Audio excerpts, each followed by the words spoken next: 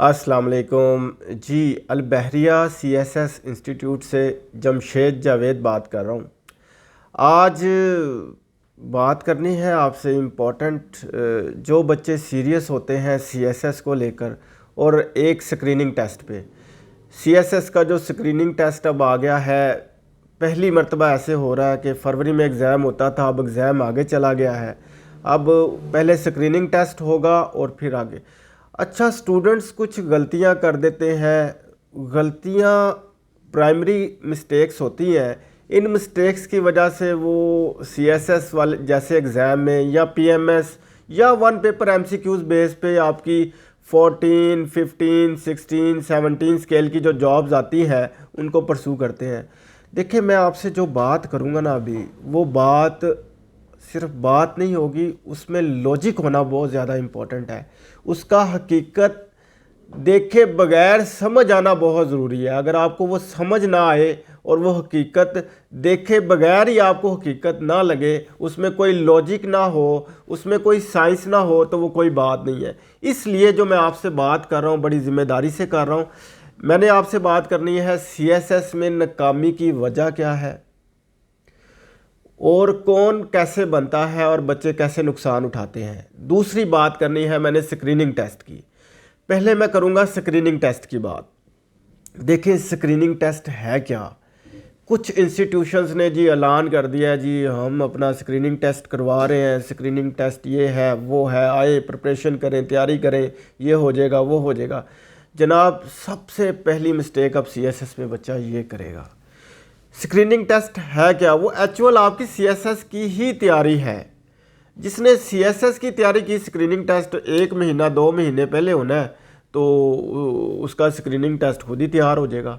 Screening करने का मकसद क्या है, स्क्रीनिंग टेस्ट है क्या, मकसद समझ आ गया ना। तो अगर आपने जो अप्रूवल हुई है, जो बिल पास हुआ है, जो उसके डॉक्यूमेंट्स हैं, मिनट्स हैं, वो सारे पढ़े होंगे तो आपको वैसे भी समझ आ जाएगी। मगर मैं आपको बता देता हूँ, स्क्रीनिंग टेस्ट एक प्री रेक्विजिट कंसिडर किया गया है कि आपने सीएसएस एग्ज़ाम्स देने से पहले स्क्रीनिंग टेस्ट में 66 मार्क्स लेने हैं 200 में से, जो आपके 33% बनते हैं।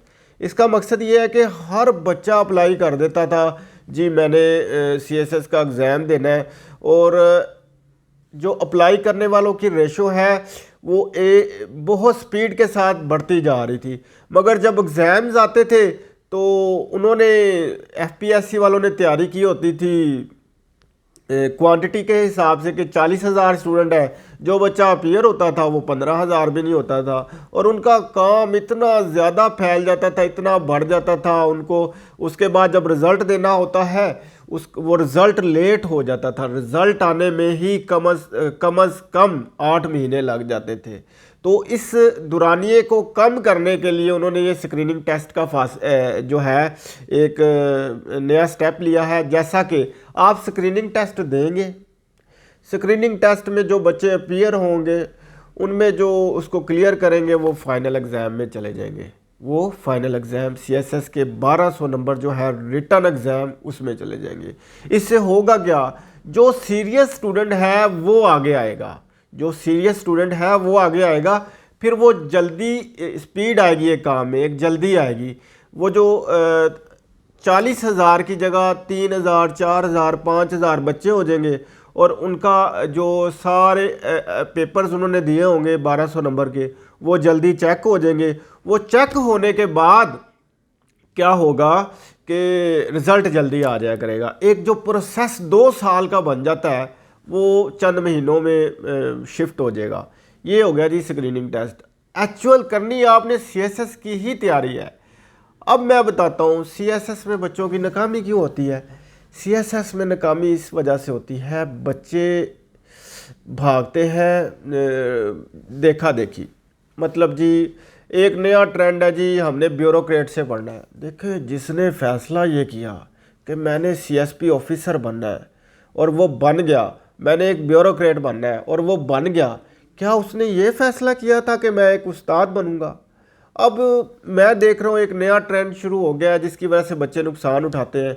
एक ब्यूरोक्रेट उठता है, वो कहता है जी मैं आपको ये सब्जेक्ट भी पढ़ा दूंगा, वो भी पढ़ा दूंगा, वो भी पढ़ा दूंगा, वो अल्लामा इकबाल ही बन जाते हैं। तो देखें ऐसे नहीं होता कि जी आप अल्लामा ही बन जाए कि जी आपने वो भी सब्जेक्ट पढ़ा देंगे, वो भी पढ़ा देंगे, वो भी, ऐसा नहीं होता। आपकी किसी एक सब्जेक्ट में जो है ना कॉम्पिटेंसी हो सकती है, मगर 10 सब्जेक्ट में नहीं हो सकती, या 2 में हो सकती है आप कह लें। तो वो जनाब उनकी तरफ भागते हैं। अब ब्यूरोक्रेट पढ़ाना क्यों शुरू करते हैं, वो एक को देखते हैं, लो जी ये वो कर रहा है, ये कर रहा है, वो कर रहा है, इसको देखते देखते वो क्या करते हैं जी, ये इसको देखते देखते वो भी पढ़ाना शुरू कर देते हैं, और बच्चों पे तबाही आ जाती है। बच्चे अपने फ्यूचर से जो है वो समझते हैं जी जो इन्होंने कह दिया वो हदीस हो गई है। ऐसा नहीं होता।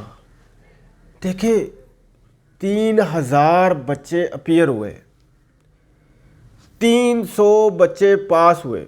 आप देखें ना डे बाय डे रिज़ल्ट की रेशो नीचे जा रही थी। उन्होंने स्क्रीनिंग टेस्ट डाल दिया कि बच्चे को पहले ही हम वो वाले अपीयर करें ताकि कम से कम रिज़ल्ट की रेशो भी ऊपर जाए और हमारा काम भी कम हो।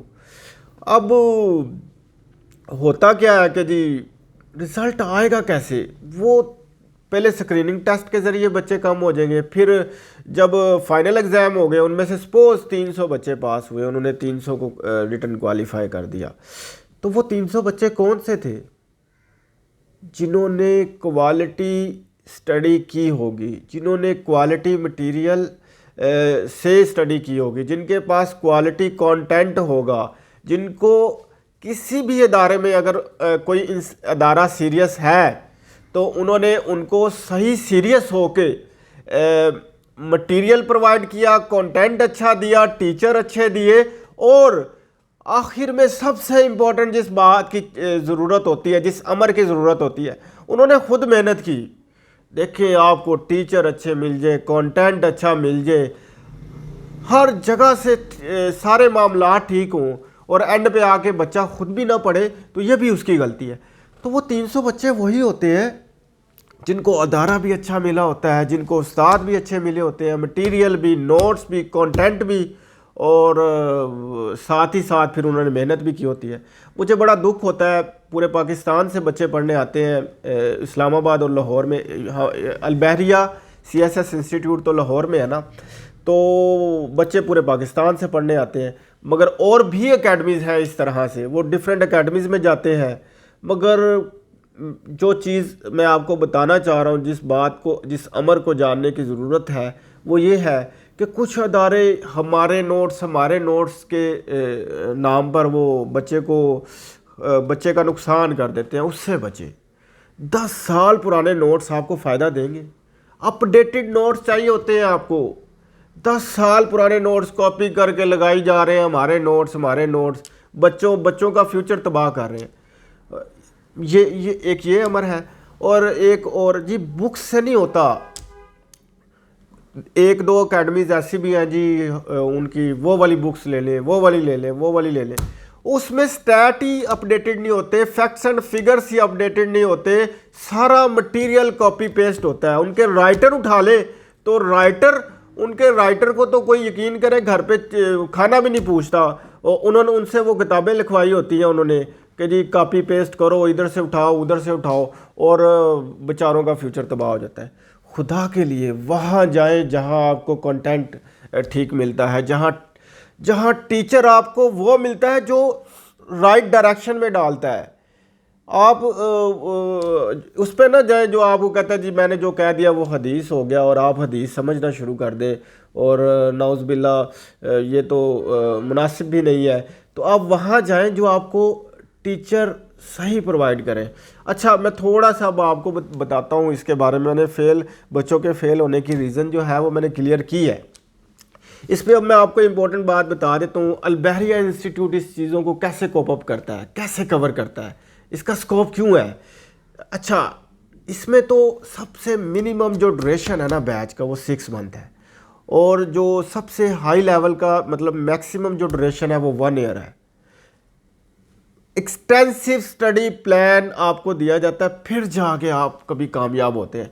इसके अंदर भी मॉडर्न टेक्नोलॉजी को, मशीनरी को यूज़ किया जाता है। वो क्या है, टैक्टिस क्या है, मैं आपको बताता हूँ। बच्चे को 5 से 6 घंटे मिनिमम वन डे पढ़ाते हैं। ये किसी एकेडमी में नहीं होता। काम ज़्यादा एक दिन में करवा के फिर एक दिन होम टास्क दिया जाता है, उस दिन क्लास नहीं होती। एक दिन क्लास, एक दिन होम टास्क एक्टिविटी, जिसके अंदर बच्चे को जो एक दिन में पढ़ाया वो उसको कवर करके आता है। फिर अकेडमीज़ में ट्रेंड है जी, अगले बच्चे बुलाओ और पिछलों को गोली मारो, मतलब कि उनको कोई लेना देना नहीं है, बच्चा जहन्नुम में जाए। तो ये क्यों किया जाता है? एक दिन क्लास, एक दिन होम टास्क। होम टास्क किस बला का नाम है? होम टास्क नाम है आपका कि आपने जो पढ़ाया गया उसकी सेल्फ प्रिपरेशन करनी है। आपने उसकी सेल्फ प्रिपरेशन करनी है। अगर आप सेल्फ प्रिपरेशन नहीं करेंगे तो फिर समझ लें बाकी सारे काम हो गए। नंबर 1, आपको मटेरियल भी अच्छा मिल गया, कंटेंट भी मिल गया, टीचर भी मिल गए, तो आपने क्या नहीं किया? आपने सेल्फ प्रिपरेशन नहीं की, आपने खुद मेहनत नहीं की। तो मेहनत नहीं करोगे तो फिर जनाब धक्के ही खाने पड़ेंगे। तो वो आप समझते हैं मैं क्या कहना चाह रहा हूँ। मज़ीद आप भी इसी कम्युनिटी से हैं, आपको समझ आ गई होगी इस बात की। अच्छा, अब इसके अलावा अल-बहरिया CSS इंस्टीट्यूट में जो फैकल्टी है उसका क्या मेयार है, ये मैं आपको बता देता हूँ। इनकी स्ट्रेटजी क्या है, क्योंकि मैं इधर डील करता हूँ इन चीज़ों को, तो मुझे पता है। मैं यहाँ बैठा हूँ तो इसलिए ज़िम्मेदारी से बता रहा हूँ कि यहाँ क्या है। यहाँ पर या तो आपको जुडिशल ऑफिसर मिलेंगे, या आपको एक सब्जेक्ट स्पेशलिस्ट मिलेगा, या आपको कोई ना कोई ब्यूरोक्रेट मिलेगा। मगर वो ब्यूरोक्रेट टीचर भी होगा।